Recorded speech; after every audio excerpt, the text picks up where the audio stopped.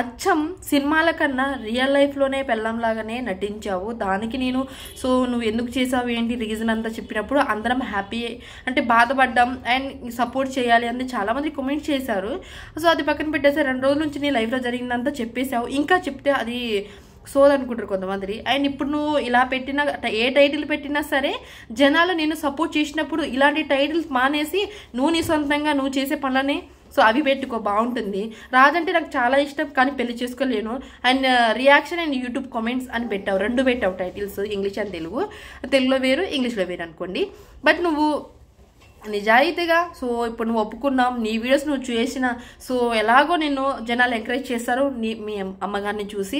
ఎందుకంటే అమ్మ కోసం చేసిన దాంట్లో ప్రతి ఒక్కరు హెల్ప్ చేశారు, ఎవరు నెగిటివ్గా చేయరు.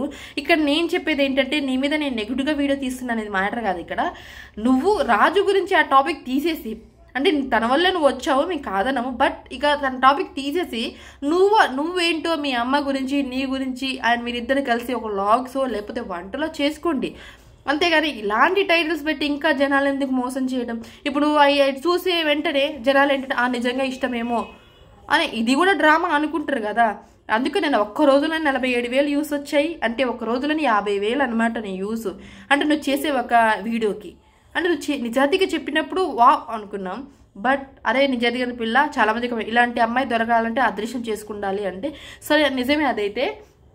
కానీ నువ్వు ఆ రాజు గురించి పక్కన పెట్టేసి నీ గురించి నువ్వు వీడియోస్ తీసుకొని నీ వంట వీడియోస్ చేసుకో. ఎలాగో పాపులారిటీ వచ్చేసి డబ్బులు వస్తున్నాయి నీకు, ఇంకేం బాధ, ఇంకా ఎన్ని రోజులు రాజుని వాడుకోవడం అది కరెక్ట్ కాదు కదా. నీకు అంత ఇష్టమైతే సో నిజాయితీగా అది కూడా చెప్పండి. అంతేలే కానీ యూస్ కోసం టైటిల్ మార్చుకోవడం అవన్నీ తప్పు కదా. నువ్వు నిజాయితీగా ఉన్నప్పుడు జనాలు అంతే ఎంకరేజ్ చేస్తారబ్బా. నువ్వు అదే కాకుండా మామూలుగానే ఇప్పుడు రాజంటే నాకు చాలా ఇష్టం, నేను పెళ్లి చేసుకోలేను, నేను ఇష్టం, నాకు ఇష్టం రాజు, బట్ రాజు నేనంటే ఇష్టపడట్లేదు, ఇలాంటివి ఎందుకు? ఇలాంటి మానే ఇక రివీల్ చేసినప్పుడు వదిలేయండి, ఆ టాపిక్ వదిలేసి వేరే తీసుకో. అంతేగాని ఇంకా రాదంటే నాకు ఇష్టం కానీ పెళ్లి చేసుకోలేవు అవన్నీ ఎందుకు? పెళ్లి చేసుకోపో, నీ ఇష్టం, అది నీ లైఫ్, నీ ఇష్టం. మీ అమ్మ కోసం నువ్వు ఇన్ని రోజులు కష్టపడ్డావు అండ్ యాక్ట్ చేసావు, అది యాక్ట్ అని కాదు రియల్గానే ఉందనుకోండి.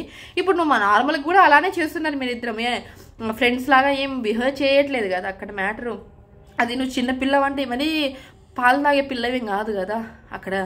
సో నువ్వు కూడా పెద్ద పిల్లవే, ఇంత మెచ్యూరిటీగా ఆలోచించేవాడు నువ్వు పెద్ద పిల్లవే, ఇంకా చిన్న పిల్లలాగానే చూస్తాను నేను.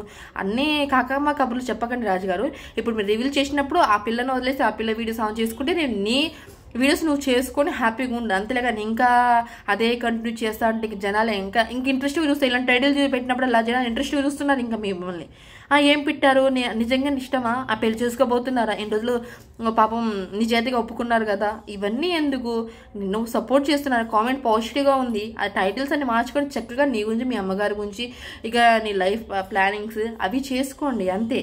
సో ఇదన్నమాట ఇవాళ ముచ్చట. మీకు నచ్చితే కంపల్సరీ మన ఛానల్ని సబ్స్క్రైబ్ చేసుకోండి అండ్ లైక్ చేయండి. ఏదైనా సరే నిజాయితీగా సంపాదించడంలోనే దాంట్లో ఒక ముద్ద తిన్నా మింగుడు పోతుంది. అదే అర్థం పొందలేని వీడియోస్ చేస్తే ఇలానే ఉంటుందన్నమాట. ఇకనైనా బుద్ధి మార్చుకొని చక్కగా నీ వీడియోస్ నువ్వు చేసుకో. సో ఇదే అనమాట ఇవాళ వీడియో. సో మీకు నచ్చితే కంపల్సరీ మన ఛానల్ని సబ్స్క్రైబ్ చేసుకోండి అండ్ లైక్ చేయండి.